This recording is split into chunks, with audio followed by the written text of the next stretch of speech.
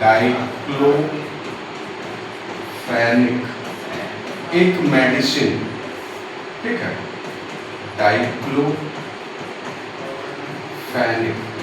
ये एक मेडिसिन। अब ये मेडिसिन के कारण हम लोग देखेंगे कि पृथ्वी पर धीरे धीरे करके गिद्ध की जो संख्या है वो घट गई। अब आपको गिद्ध नजर नहीं आते हो, एक जमाना में हजारीबाग रांची के क्षेत्र में गिद्धों की भरमार होती है ना। आज के डेट में हम लोग को गिद्ध देखने को नहीं मिलता, क्योंकि जो गिद्ध है वो डिकम्पोजर है, मृतोपजीवी है, मृत शरीर को खाकर ही जीवित रहता है। तो मान लेते हैं कि ये एक दवा है। दवा कैसा है? तो दर्द निवारक दवा है। ये कैसा दवा है? तो दर्द निवारक दवा है, ठीक है। आदमी नहीं खाते इसको, गाय पे दिया जाता है, भैंस को दिया जाता है। गाय भैंस में अगर दर्द बहुत ज्यादा बढ़ जाती थी तो उसके लिए पहले एक दवा उनको दी जाती थी जिसका नाम था डाइक्लोफेनिक। अब इस डाइक्लोफेनिक को गाय ने खा लिया, ठीक है। अब गाय ने खा लिया, ठीक है, तो गाय का दर्द ठीक हो गया। बाद में जब इस गाय का डेथ हो जाएगा, इस गाय की मृत्यु हो जाएगी और इस गाय को जब गिद्ध खाएगा तो गिद्ध में क्या होगा? वो जो पॉइजनस चीज थी वो 10 गुना ज्यादा असर करेगी। जैसे मैंने लिखा ना, उच्च पोषी स्तर पर विषैले पदार्थों की सांद्रता बढ़ जाती है। तो जितना असर गाय पर नहीं हुआ उससे ज्यादा असर अब किस पे होगा? गिद्ध पे होगा।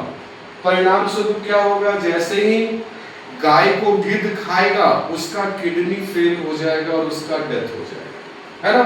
इसी को हम लोग क्या कहते हैं? इसी को हम लोग बायोमैग्निफिकेशन कहते हैं, जैव आवर्धन कहते हैं। जैव आवर्धन वो चीज है कि आहार श्रृंखला में जो उच्च पोषण स्तर के जितने भी पशु होते हैं उसमें विषैले पदार्थों का क्या होगा? सांद्रता बढ़ता चला जाता है। इसी को जैव आवर्धन कहते हैं। क्लियर है? चलिए, बहुत अच्छा, बहुत शानदार। तो ये हम लोगों का अभी तक का थ्योरी का क्लास हो गया। आप लोगों के लिए मैं एमसीक्यू भी लेकर आया हूं जो अभी तक हम लोगों ने पढ़ा है ना, पारिस्थितिकी के अंतर्गत। अब उसको हम लोग देखेंगे क्वेश्चंस के रूप में, ठीक है। चलिए, तो कॉन्सेप्ट ज्यादा बढ़िया होगा, चैप्टर खत्म और एमसीक्यू। अब देखिए, आप लोग खुद आंसर करेंगे, हमको बोलने की आवश्यकता नहीं पड़ेगी, है ना। चलिए, तो आंसर कीजिए कि पारिस्थितिकी तंत्र शब्द का प्रयोग किसने किया था? Who gave the term ecosystem? A.G. Tansley ने, E.P. ऑडम ने, R. मिश्रा ने या हैकल? ठीक है, यहाँ पे ध्यान देने वाली बात है कि हम लोग बात कर रहे हैं इकोसिस्टम की। इकोलॉजी वर्ड तो रीटर ने दिया, सब कोई जानते हैं, लेकिन यहाँ पर बात हो रही है कि इकोसिस्टम का वर्ड सबसे पहले किसने दिया था। ठीक है, मैं भी कमेंट थोड़ा आप लोगों के अब ऑन कर लेता हूँ।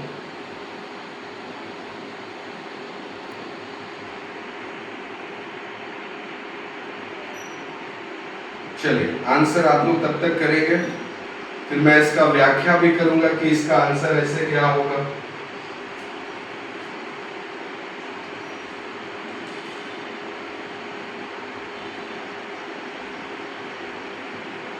चलिए, आंसर कीजिए। चलिए, आंसर आ रहे हैं सभी के। आंसर मैं आप लोगों का देख पा रहा हूं।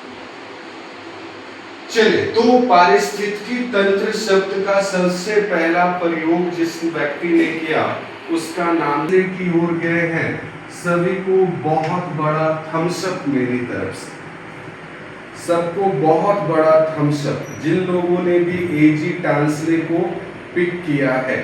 ठीक है, चलिए, तो एजी टांसले ने ही इसी की बात करते तो इकोलॉजी शब्द का सर्वप्रथम प्रयोग करने वाले जो व्यक्ति थे उसका नाम रीटर है ना, उसका नाम क्या था?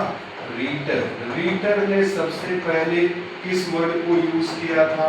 इकोलॉजी को यूज किया। ठीक है, यहाँ पर एक नाम और बहुत आप लोगों के लिए इंपॉर्टेंट है, वो है हैकल साहब, अर्नेस्ट हैकल। इन्होंने क्या किया, इन्हीं को हम लोग फादर ऑफ इकोलॉजी कहते हैं। इन्हीं को हम लोग क्या कहते हैं, फादर ऑफ इकोलॉजी के नाम से जानते हैं, है ना। चल बहुत अच्छा, बहुत शानदार। आज हमको आप लोगों को ज्यादा एक्सप्लेन करने की भी जरूरत नहीं पड़ेगी। आज मुझे मालूम है कि सारा आंसर आप लोग खुद देंगे और सब आंसर आप लोग खुद देने वाले हैं। आज हमको ज्यादा मेहनत नहीं करना पड़ेगा, है ना। चलिए दूसरा क्वेश्चन देखिए, पारिस्थितिकी तंत्र में ऊर्जा का मुख्य स्रोत क्या है। अभी बताया था मैंने, है ना, अभी मैंने तुरंत बताया। तो आंसर कीजिए, ऊर्जा का मुख्य स्रोत क्या होता है किसी भी पारिस्थितिकी तंत्र में। What is the main source of energy in a ecosystem. Glucose, सूर्य का प्रकाश, एटीपी या जल।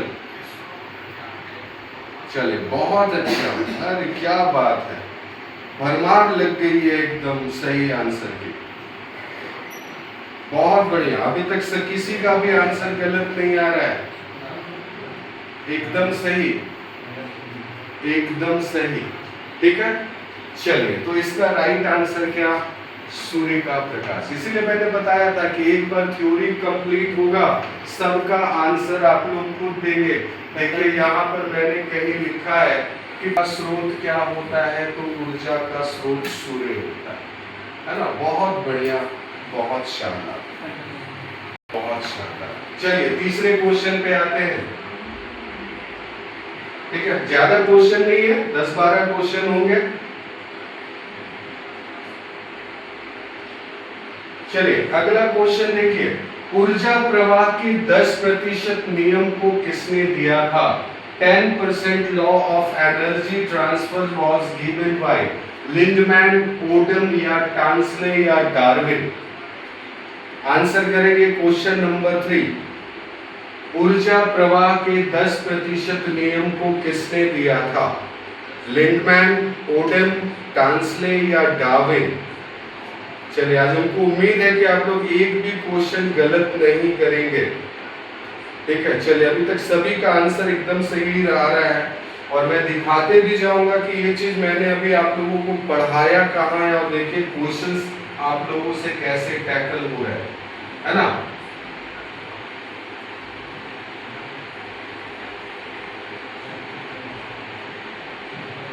देखिए यही क्वेश्चन आपसे अभी मैंने अब थोड़ा देर पहले इसको पढ़ाया है।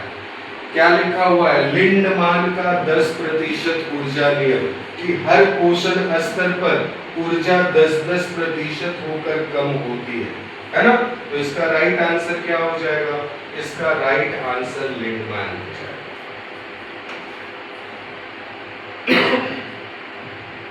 इसका राइट आंसर लिंडमान।